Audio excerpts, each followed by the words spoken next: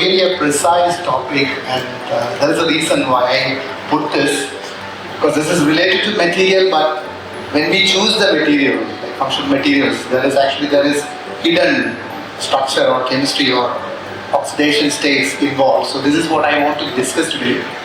So the context of the whole topic actually is basically like beyond lithium-ion battery, because this is exactly mentioned in the roadmap of European Union EV, electromobility. And people are trying to take it like beyond lithium-ion battery because there are many concerns, because lithium is actually relatively low. And to extract lithium, there is a lot of environmental concern because you have to use a lot of fresh water. So people are trying to move away from lithium-ion battery. The cost is really high. Safety concerns, this is already known, like catching fire, explosion, everything. And then environmental incompatibility, because many of the components which are used in lithium-ion battery, when you recycle it, it's really difficult or it's not really sustainable. So people are thinking like beyond lithium-ion battery, and the question is, can this sodium-ion battery could be alternative for lithium-ion battery? Of course, as you know, sodium is much more abundant compared to lithium. It has a similar working principle of lithium-ion battery, so everything is same. And the most important thing, like yesterday Shaikumar was telling regarding copper, like he was using a copper current collector. It's really heavy. But when you think about sodium-ion battery, you can replace that copper with aluminum. So which means that your battery can be it's less expensive, and the weight can be a little bit reduced by using copper instead of aluminum. And the solvation energy, because the lithium transport is actually like a little bit, because of the small size, there is a lot of solvent covered with lithium. And here it's compared to less compared to lithium. And another thing is that there are more transition metals which can be electrochemically active for sodium-ion battery. And there is also bottleneck, because we don't have much choice of negative electrode or the anode for sodium-ion battery. Lower stability of the SEI, solid electrolyte interface. And one of the real problem is that synthesize this material for sodium-ion battery, especially the positive electrodes. It is highly sensitive to atmospheric, especially the moisture. So this is a real challenge, because when you synthesize the material, you cannot leave open. So this is something we are facing issue, and low operating voltage, because as you know, the lithium sodium is much higher, like below this sodium. So it's having low operating voltage and reversible capacity limited. So this is few problem. And how to overcome? So which means that you have to synthesize more novel material, and of course you have to increase the capacity as well as the operating voltage. So mainly there are like 4 different kind of positive electrode, because in this talk I will be only focusing on the positive electrode or cathode. So layered transition metals, Prussian blue analog like the K4Fe6 type of compounds, polyionic compound and organic compounds. So organic cathode is something very interesting. So these are the things. And the working principle is always similar. It's almost similar to lithium-ion battery. So you have solvent molecule. The gold color is the sodium ion. You have the oxygen, which is actually kind of octahedra or prismatic kind of thing, and then you have a transition metal. So obviously you have a sodium containing transition metal oxide. This is for layered transition metal oxide cathode material. When you charge it, the sodium from the cathode will migrate through the separator. We have an electrolyte which carries your sodium ion. And then you have the anode. In lithium-ion battery is a graphite. So which means that you have a graphene-less X-like with certain gap. And the lithium can actually go inside. But in case of sodium-ion battery, you can't have graphite, because that space between the graphene layer is not big for containing the sodium. So here actually we can use hard carbon, which is not completely graphitic. So this is the only difference. So this is actually one of them. So any negative electrode you want, this should actually contain the sodium ion. So okay. And during the discharging, this reverse happens. So the sodium is going from anode, and it's actually percolating back into the cathode. And why I am using this particular layered transition metal oxide? So you can have almost the first row periodic table you can explore with chromium, manganese, iron, cobalt, nickel. it has got higher capacity. The higher capacity means the amount of sodium you can store in a certain gram of material. So it is really high. So which means that you can drive long, you can store your energy longer. So this is what it means. And it has a higher ionic conductivity, so the sodium can shuttle a bit faster. And it is relatively easy to synthesize. So this is the reason. Recently a lot of publications are coming in. And when it comes to like solid crystallography, actually there are 4 different type of layered kind of thing. O3 type, P3 type, O2 type and P2 type. O3 type means it has a octahedral like oxygen, the transition metal is coordinated octahedrally. And 3 means layers are changing A, C. So you have 3 layers. So this is the idea. P3 means transition metal, sodium is occupying the prismatic layer. And of course A3 means again ABC. If it is O2, the 2 is actually meaning that it is repeating layers A and B, so there is no C. So this is how the crystallography goes. So and each of this type of crystal structure has advantage and disadvantage. So for example, in P2 type, the benefit is that it has a limited diffusion barrier, it has a faster kinetics. When it comes to P3 type, it is again limited diffusion barrier, it has got higher sodium content. And in O3 type, it is again having sodium content, it is easy to synthesis.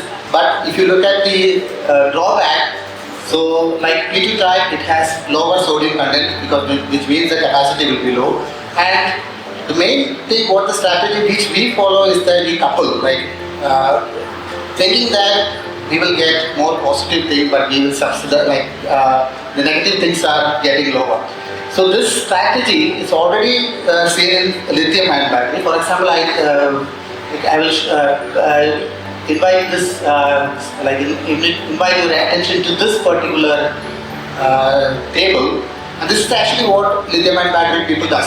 So if you look at these 3 compounds, like LFP, lithium iron phosphate, which is actually used in Tesla, and LFMFP, that means some of the iron is actually replaced with manganese, and then we have lithium cobalt phosphate. All the 3 is having polymer structure, but your transition metal is different, so and that leads to different operating voltage. So you have for lithium iron phosphate, you have 3.45 volt. If you substitute some of the iron with manganese, your operating voltage increases to 3.9, and if you are exclusively using cobalt, the operating voltage is actually increased to 4.75. And again, another table where you have lithium cobalt phosphate and lithium cobalt oxide, the same transition metal, but it is having 2 different structure. And because now we have a 2 different structure, which means like how the sodium is coming or the lithium is coming, it is difficult in different structure, like the diffusion or the how the lithium or the sodium is coming out of the structure is totally different, and that means that will lead to a difference in the operating voltage. So this is a strategy which we use to design this type of compound. So this is one example where we have synthesized O3 type. So this is actually sodium lithium. So it has some lithium inside, nickel manganese oxide. So what we do is it has a theoretical capacity of 252 milliampere per hour per gram. So it's kind of novel composition. And how we do the synthesis is that we use salt gel like Ditty method. So we have the being like also citric acid assisted. And then we characterize this compound. So we use high resolution molybdenum K alpha radiation for this measurement, and we can see that there is a small fraction of like 6.2% of O prime 3 phase. So this is some impurity phase there, and particle size is somewhere around 2 from the SEM. It has something like a disc-like morphology, and of course we do bulk oxidation state. We want to determine the bulk oxidation state. This is important to investigate the electrochemistry. So we do X-ray absorption. So this is actually the manganese KH, and our compound is exactly the edge of this. Our compound is overlapping with that of the MnO2. So which means that our compound, the manganese, has an oxidation state of +4. And when you look at the iron, the sample is exactly overlapping with the Fe2O3, which means our compound contains iron in the oxidation state of +3. And for nickel, it is overlapping somehow with nickel oxide, which means that our sample nickel has an oxidation state of +2. And of course we have to do the electrochemistry.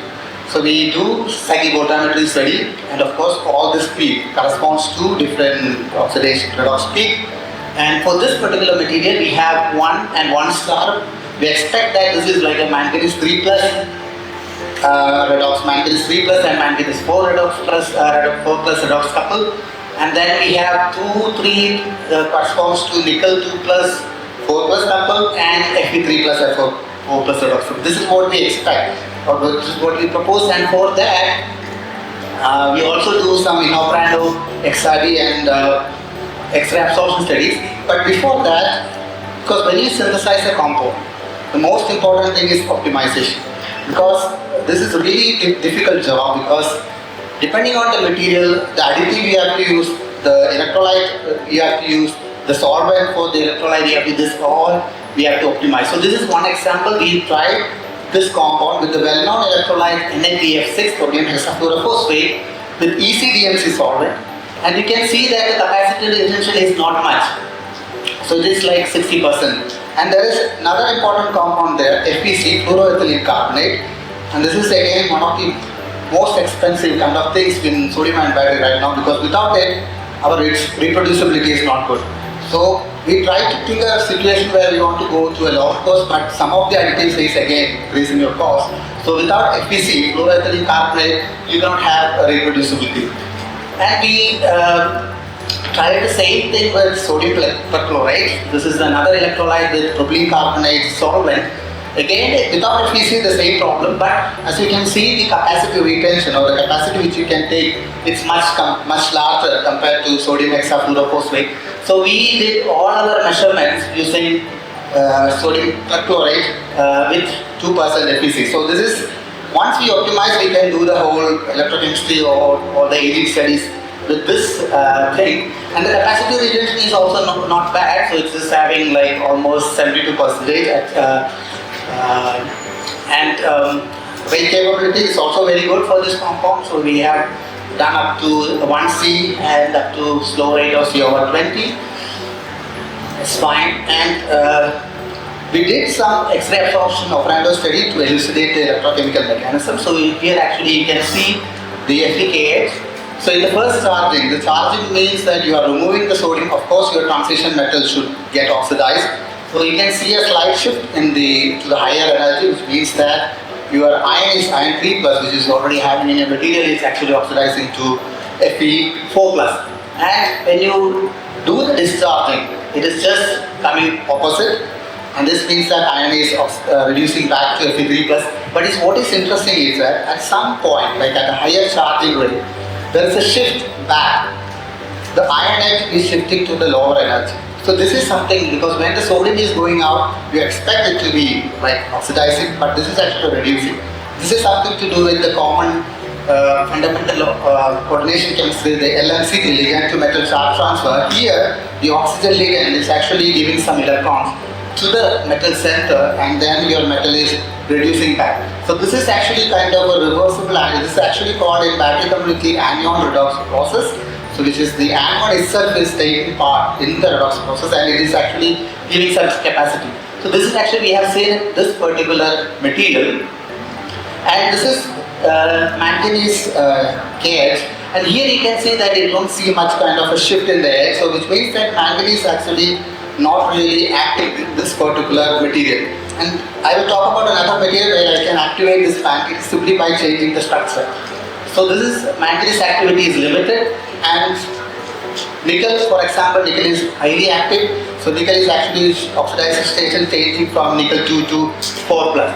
So thus with sodium, with X-ray absorption spectroscopy, we can actually elucidate the whole mechanism. So this is the charging, and this is the discharging. And after cycling, we can also do how this compound is actually stable. We can see that almost all the bulk oxidation state and the structure, by looking at the line shape or position of the edge, they are almost identical, which means that it is actually stable after like 50 or 100 cycles. Okay, so I will talk about another compound. So here actually we are coupling two compound, two crystallographic structure, P2 and P3. We also put another spinal structure inside. So the spinal structure is important is that it's not like taking part in the electrochemistry, but it's actually like a conducting, electronic conducting medium. And we are hoping that there is some synergic effect because this three different ways. Again, we do the XRD like molybdenum alpha, and then we see that P2, P3, the spinal phase are there. Yeah, and it's like several different morphologies are there, and disc-like root shape. So this is actually something giving a clue that there is a P2, P3 and spinal kind of structure. We can also use TEM to characterize the microstructure. And again, we do the X-ray absorption, so we can elucidate the bulk oxidation state. So we have for manganese, for example, it's again +4. Cobalt, it's like bit +3 and a little bit of +2. And for nickel, it's again +2. And we can do the cyclophotometry. So we get different peak. So 2 star maybe nickel cobalt, and 1 star maybe a redox peak of manganese. So in the previous compound, you already see that the manganese was not active. Let's see how this is in this compound it is working. So we expect the redox activity of nickel, cobalt and manganese, and this need to be confirmed. Again, we do all the electrochemical cycling, optimization, and again we see that sodium perchloride ECPC, so this with ethylene carbonate, propylene carbonate, this particular combination of the solvent works fine. So this took some time, and PVDF additives, super P carbon, all this we make electrode. And then we do the X-ray absorption for this particular method. So you have to imagine that this is actually a three-phase system.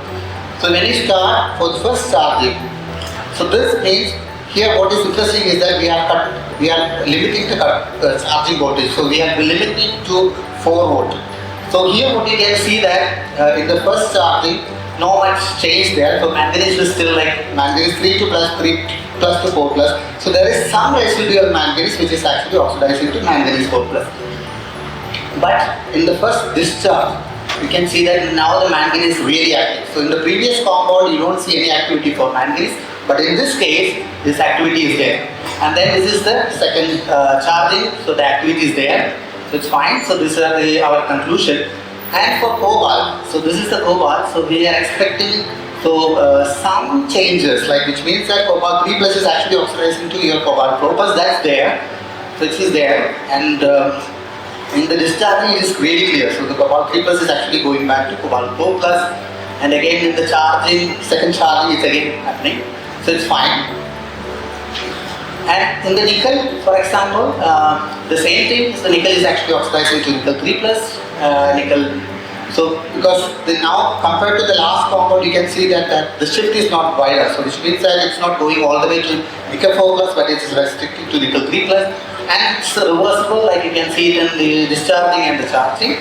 Now we have a different scenario. This is really important because cutoff voltage, battery management, this is most important. So you can, if you try to overcharge it, now I have a cutoff voltage of 4.5. Now we can see that all of a sudden your manganese activity is completely lost. So before there was an activity for manganese, now you don't have an activity for manganese. Now this is the reason again LMCT, lithium to metal charge transfer. So cobalt, when you have a cobalt system, you take out lithium or sodium from the system, you completely, the overlap of oxygen with the cobalt will increase, and now you have a stronger LMCT, and this means that you cannot, once you have a threshold, if you remove that sodium or lithium from that, this will become stronger, and the problem is that now this cannot be reversed. So which means that you cannot reactivate it. Or in the previous case, there was going through a different phase transformation. So once you activate this LMCT in this compound, certain phases are not formed, and this means we cannot have the reversal. So this we can actually do it by synchrotron XRD, because anyway you need a very high resolution, and you can see that the spinal structure, the green color, those spinal reflections, they are actually not changing, because that means our spinal phase is not even active in our case. But then you can actually see certain phases are forming up. So in this case, we have a P prime 2, O prime 3, new phase coming, and I have not shown you in this here. Once you cross the voltage to 4.5, that phase is not happening there. So it's actually kind of a reversible phase. So when the cutoff voltage is more than 4 volts, this is not happening. So this is somehow you can, by tuning the structure or tuning the cutoff voltage, you can done actually. You can actually tune how you can actually design your material. So this is a strategy. Okay, that's all I want to introduce. So I would like to thank, because most of this work was carried out in my previous institute. So she's Ammu and this is Ashwati. This is Dr. Aishwarya Bhaskar, she's my wife, and we have all our measurements are actually done in Petra in Germany. So Angelina is doing all the measurements, and Group Run Professor Helmut Ehrenberg is actually helping us. One more slide I want to show, because Ambu, which was shown in the previous thing, she actually got this IFCPAR fellowship because it's a French-Indian fellowship for PhD students for India, and she was really successful. And she worked with Professor Claire. This work was actually the solid polymer work she did in France, and it's actually lithium conducting polymer, but she substituted with the lithium with sodium, and she also got this really good performance of this battery. Okay, that's all. So thanks the committee for inviting me for this talk, and I hope I finished in the correct time. So yeah. Thank you, Dr. Dixon. For this interesting talk. I think we have time for some questions because he stopped before 25 minutes. Thank you. So, any question? Yes. Ditty, I missed some part of your lectures in between. Nevertheless, I'm just curious to know the stability of your material and then the average lifetime we can expect when we apply these materials for this. So actually the material which we synthesize, they are really stable, but the main problem is actually the component, the electrolyte. So the electrolyte, the solvent, they are not stable. This is the thing. Because I have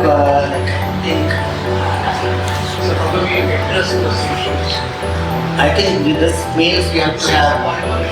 No, this is not polymer electrolyte. This is actually the conventional lithium sodium perchloride and the solvent additive. So usually we have to.